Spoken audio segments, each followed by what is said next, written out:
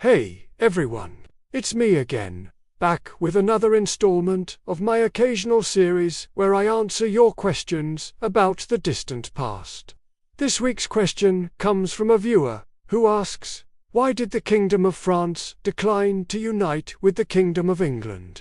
They seemed to have so much in common compared to many other European states of the time. It's a great question, and I'm glad you asked it, because it gives me an excuse to talk about one of my favorite periods of medieval history, the 100 Years' War. So, let's get into it. So you want to know why France and England didn't team up to dominate Europe? Well, here's a little secret. They totally did. Team up. Okay, I'll explain. As our question asker points out, there was a good bit in common between the Kingdom of England and the Kingdom of France in the late medieval period. Both were predominantly Christian. Both spoke Romance languages rooted in Latin. And both enjoyed relatively similar legal traditions and political structures. But of course, these similarities would change over time, as they always do. And besides, at any given moment, there are always more differences than similarities between any two kingdoms. In the 14th century, however, when the so-called 100 Years' War was raging, there was a good deal more that bound the two kingdoms together than set them apart. Let's start with the obvious: family. As I discussed in a recent video, the English royal family was descended from the Capetian dynasty of France, meaning that the Plantagenet kings of England were actually more closely related to the French king than they were to some of their own nobles. But what does that mean? Well, it means that if the English monarch died without issue, the French king had a strong claim to inherit the English throne. And vice versa, if the French monarch died, the English monarch would be first in line to take the French crown. This is exactly what happened in 1154, when King Henry II of England inherited the Angevin Empire, which at one point included all of England, most of France, and parts of Ireland and southwestern Asia Minor. This situation inevitably led to conflict, since the French crown couldn't very well allow an alien dynasty to rule France, and so Henry's sons rebelled against him, sparking a civil war that resulted in the deaths of 5 of Henry's heirs and the establishment of rival dynasties in England and France. Nevertheless, for a brief period during the reign of Henry II and his son Richard the Lionheart, the English and French crowns were held by members of the same royal family, making them, for lack of a better word, allies. But our story today begins in 1204, when Philip II of France seized Normandy and a bunch of other territories from the English crown. From that point forward, the two kingdoms were in open conflict. This conflict culminated in the 100 Years' War, which lasted from 1337 to 1453. This was a long and complex conflict, which I've covered in a few previous videos, so I won't rehash it here, but needless to say, it was incredibly costly in terms of lives and treasure, and it saw some of the most iconic battles in all of history, including Poitiers and Castile. But let's think back to the question we were originally asked. Did England and France ever consider uniting to dominate Europe? And the answer, as I said before, is yes and no. See, although there was plenty of cooperation between the English and French crowns during the Angevin period, this was mostly due to circumstance. Henry II, Richard I, and even John lacked the resources to effectively rule their domains without one another's support. They didn't really like each other all that much either. And while they may have shared a royal ancestry, they certainly weren't close family. By the 14th century, though, things had changed considerably. By this point, the rulers of England and France were 4th or 5th cousins at best, and there was no love lost between them. In fact, during the 100 Years' War, the French king's queen was an English princess, but only because her father had defaulted on his dowry payments to the English crown. But despite all this bad blood, a rapprochement was eventually worked out between the two kingdoms. This came about in 1360, when King Charles V of France and King Edward, the Black Prince of England, signed the treaty of which formally ended the first phase of the 100 Years' War. At the time, Charles V was desperately trying to hang on to his throne, as the English were sweeping through northern France, and so he was willing to negotiate with Edward, who was hot off his stunning victory at the Battle of, among other things. The treaty stipulated that Charles's daughter Isabella would marry Edward upon his accession to the throne, thus uniting the two crowns once again under a single royal family. In addition, the treaty guaranteed that Edward would succeed Charles in the French crown, if and when he died without legitimate heirs, which looked likely as Edward was horribly obese and sickly as a child. Unfortunately, Charles's daughter Isabella died young, and Edward, the Black Prince, also died before his father, King Edward III.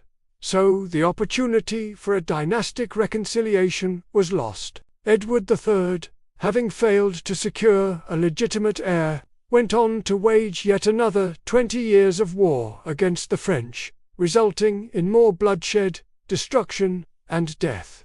Ultimately, the 100-Year War ended in 1453 with a decisive French victory at the Battle of Castile, and England lost all of its territorial holdings on the mainland. Thus, although the two kingdoms did indeed share a common history and a common culture, along with a degree of intermarriage, these things weren't enough to overcome centuries of violent conflict and competing interests.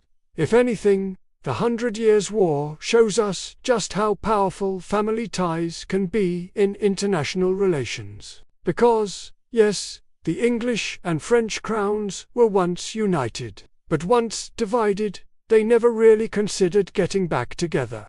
Instead, they spent the next 250 years fighting each other to a bloody pulp until their national identities were permanently severed.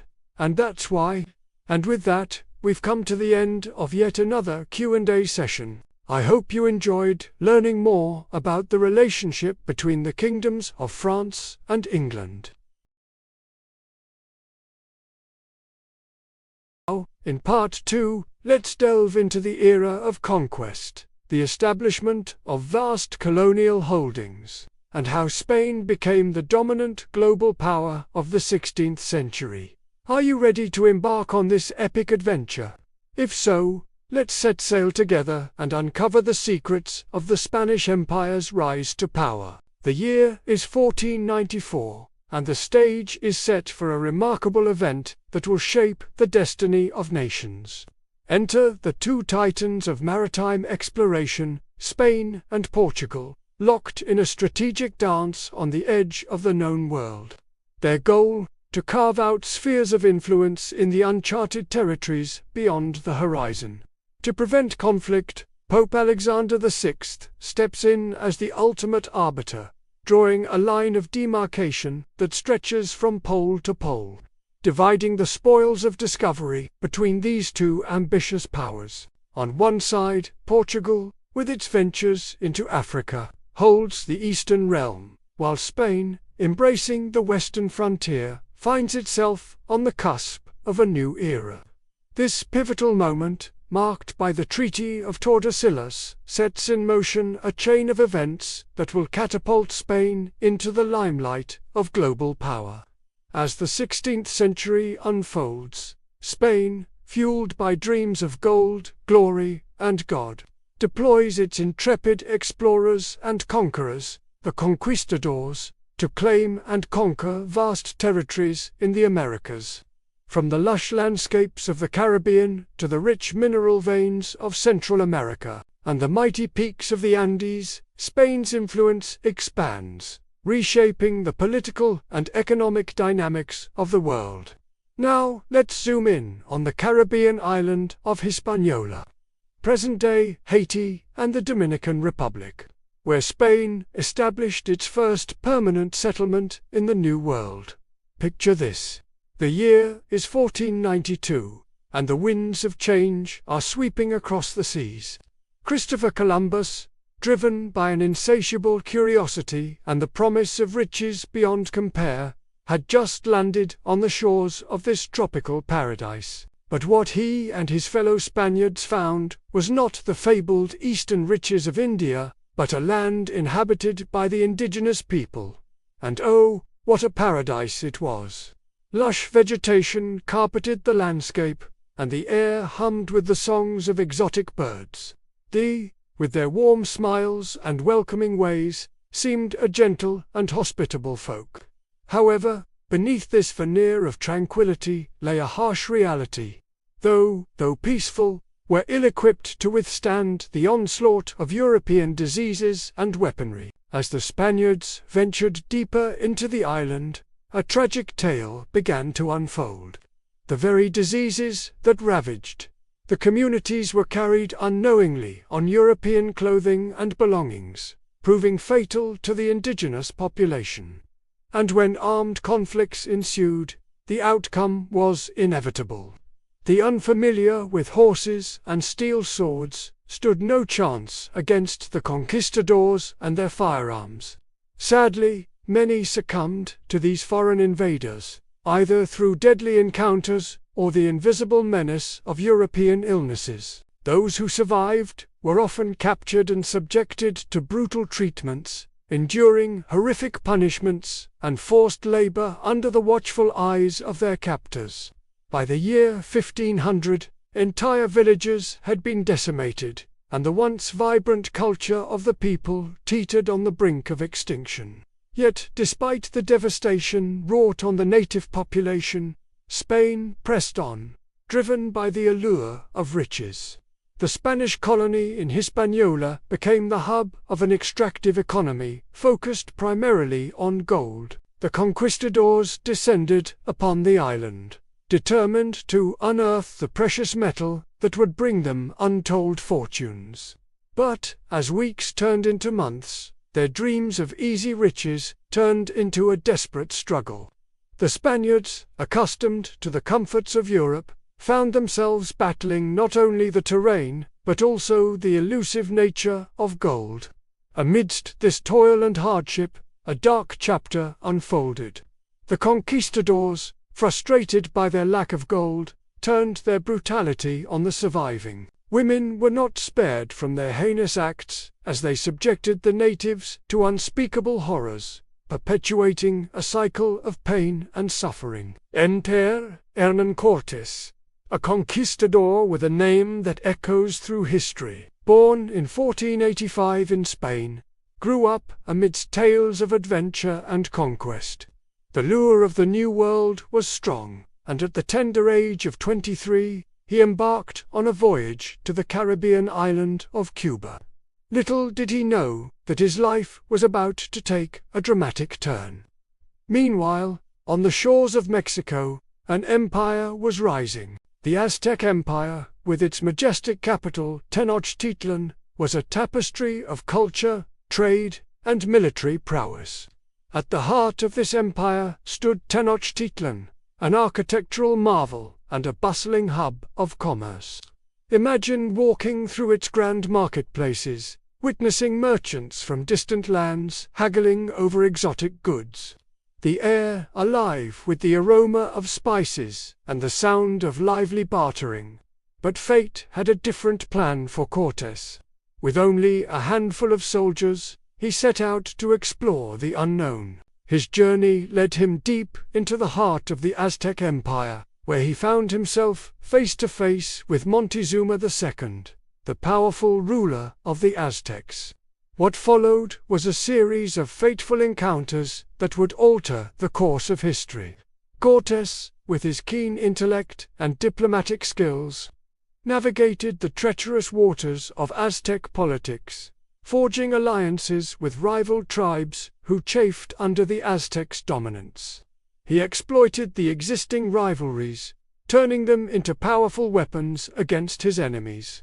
Meanwhile, disease, an invisible force, swept through the Aztec ranks, decimating their population and weakening their defenses. The Aztecs, never having encountered smallpox before, were utterly defenseless against its wrath. As the body count rose, Cortés sensed an opportunity.